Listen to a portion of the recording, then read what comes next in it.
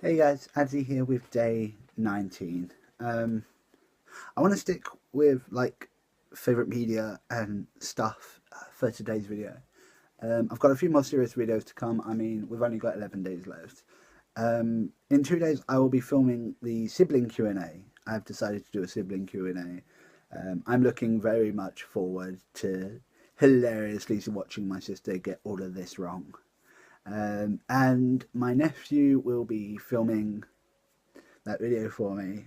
You won't hear from him because he's being told not to talk. You won't see him um, because I've instructed him how to hold the camera. Um, he's a lovely kid, but um, my sister would appreciate it obviously if he wasn't seen.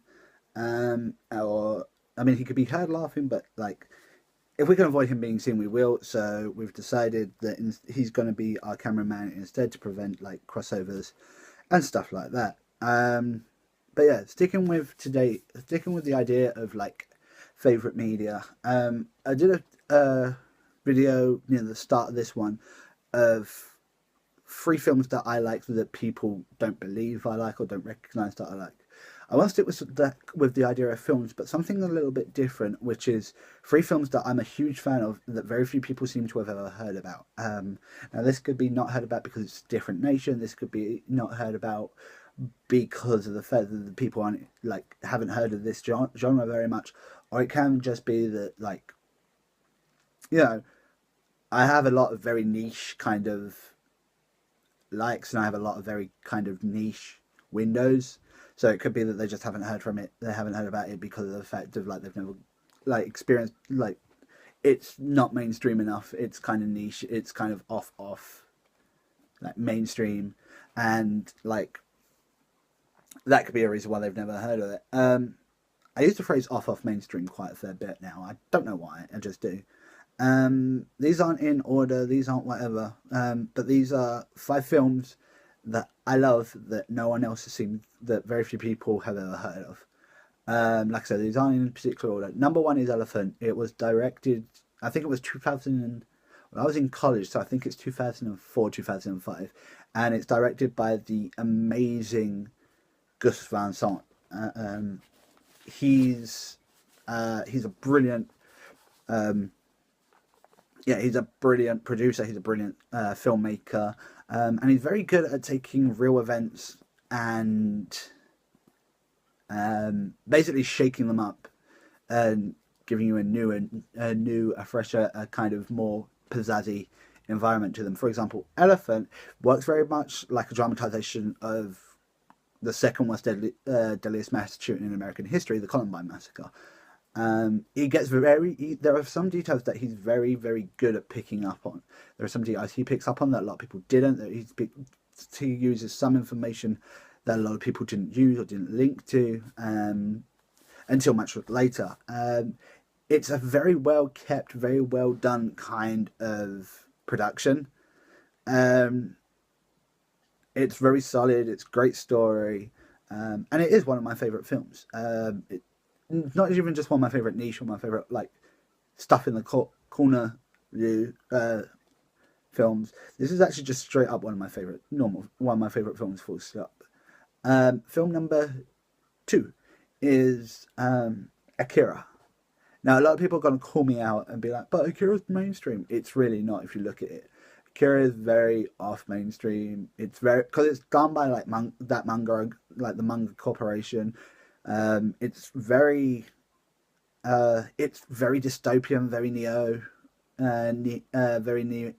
world, very neo kind of enhanced. It's a really old film now. I mean, it's older than I gave it credit for. Um, Pardon me, guys. Sorry about that. But it is a very good film, and it's a very solid film, and it works really well for itself. I mean, it's one of the best films I've ever watched. In fact, I would probably say it's the second best anime film I've ever seen. If you're going to ask me what my first is, you can wait because it's actually my favourite film of all time. And I'll be mentioning that in a couple of videos later on, but I've got a couple more that I want to do before then. Film number three that I like that no one seems to have heard about is Paintball. Now, Paintball is really B movie. It's really kind of, I don't know. It's like not taken very seriously by itself. It's not taken very seriously by others, and it's just a very light-hearted film. Well, I say it's not light-hearted. Don't lie, Adam. It's like it's very tongue-in-cheek. It doesn't take itself particularly seriously, but it does work hard at being what it is. Basically, it's like, funny enough, it's about a paintball game. Only there's a guy who's like walking around. And he's disguised as one of the game wardens, and he's actually killing.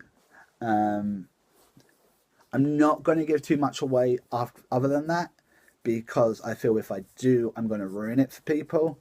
But there's a whole story of like reasons why and how he can do it, why he feels the need to do it.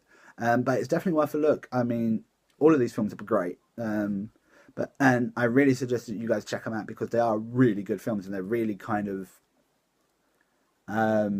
what's the word I'm looking for? They're really kind of, they're very punchy. They like grab your attention. You want to watch and you want to listen, but you also want to look away. And they are all amazing films, and I really think that like you guys should like check them out and definitely like give a watch to. I mean, these are just genuinely really great films. Film number 4 is it's called Shrooms. If you've seen it, congratulations. If you haven't, you need to go and watch it. Basically, these American kids go like come across. It's got some really like well-known like nowadays well-known actors in it.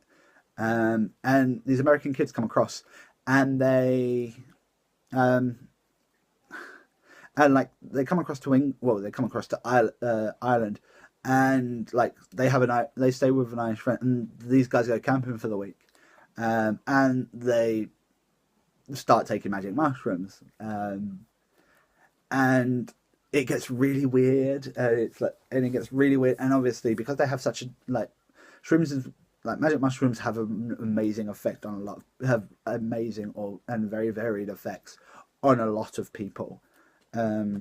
And you could be that kind of guy who takes it and does nothing. You could be that kind of guy who takes it and suddenly is talking to cows. You know, they are very unique, very individual effects of that these have. I'm not saying go out and take them. I don't condone drug use. I'm also therefore not going to tell you where to go get them. But there is a specific type of mushroom that the Irish guy wants them not to take, and one of the girls in the group take it. And basically, it's just how the film, like how that develops and how the film goes from there. It's really cleverly done. It's really cleverly worked. You don't quite see what you're seeing until right at the end, when suddenly it all makes sense. And then you're left kind of going, huh? And the end is such a cliffhanger. It's one of the best cliffhanger endings I've ever seen in my life. And then there's number 4. That's film number 4. And number 5 is a really cool film, which is called Howl's Moving Castle. Now, I know everyone's going to yell at me. Everyone's heard of Howl's Moving Castle. No, they haven't. Howl's Moving Castle is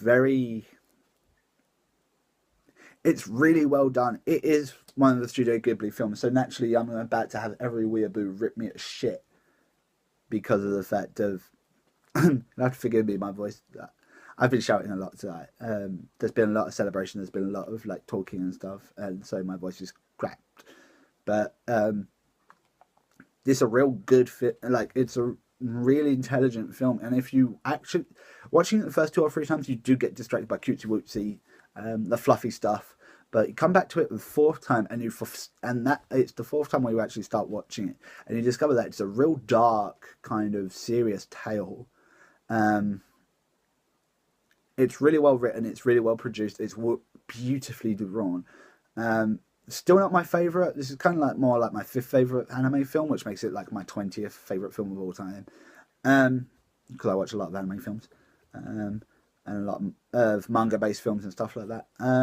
But it's really good. It's really interesting. And if you're going to watch it, but watch it like watch it 3 or 4 times. Watch it once a day for like 3 or 4 days, and then come day 4, day 5, you're finally understanding the real story of it, and you discover just kind of how weird of a tale it really is, which is like what you should do, because that's like when you go aha, and that's when everything really makes sense. My hair is really weird today, looking kind of rock star. Um, but yeah, so those are my 5 favorite films that are niche or that no one's really ever that like no one really has ever heard of. I'm would put links to the trailers down below, but half of the films on here didn't even have trailers. Don't have trailers anymore. Like I say, I've got a video to shoot tomorrow, and then Saturday will be the Saturday, which will be uploaded comes early Sunday morning, will be the Q&A vid, which I'm actually really looking forward to. I want to find out just how much my sister, who supposedly knows me better than everyone, actually does know me. But as you can tell, my voice is crap. I'm barely audible. I'm sorry if this was a real hard video to hear, but my throat just doesn't want to work. I love you guys, and I'll see you tomorrow. Bye, guys.